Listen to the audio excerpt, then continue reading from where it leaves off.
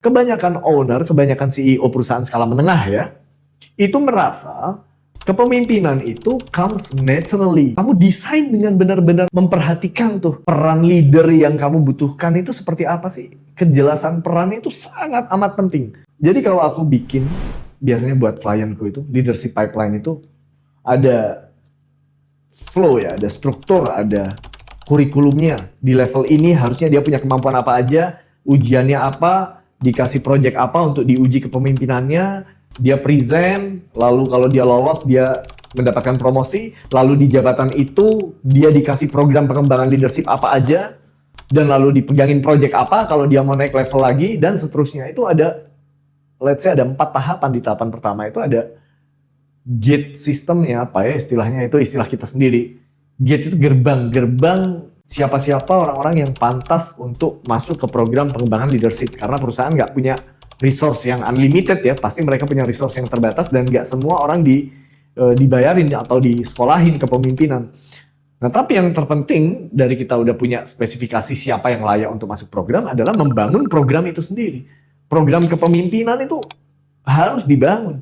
Kebanyakan owner, kebanyakan CEO perusahaan skala menengah ya, itu merasa kepemimpinan itu comes naturally.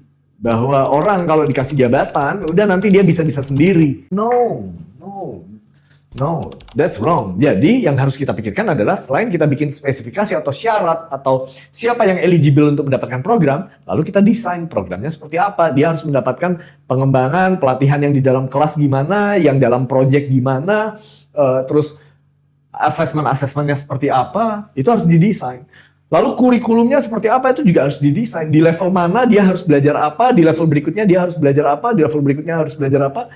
Itu ada kurikulumnya. Tapi yang terpenting dalam mendesain sebuah posisi leadership adalah scope of decision-nya, scope of authority-nya, boundaries-nya, mana yang termasuk tanggung jawabnya, mana yang termasuk berada di bawah keputusan-keputusan, yang mana yang perlu dieskalasikan ke CEO atau ke manajernya, mana yang dia bisa ambil keputusan sendiri. Resource-nya seperti apa? Apakah dia butuh 2 orang atau butuh 3 orang di bawahnya? Dan apakah dia punya kendali atau otoritas untuk memilih orang yang mana untuk ada di timnya? Karena kalau kamu kasih dia beban, yaitu target ya, seperti pada umumnya ya, pemimpin dikasih target yang harus dicapai, tapi dia tidak kamu kasih wewenang untuk memilih siapa orang-orang yang akan membantu dirinya, ya itu, ya mohon maaf ya, bagi kita, bagi karyawan, itu bukan promosi, itu mah jebakan.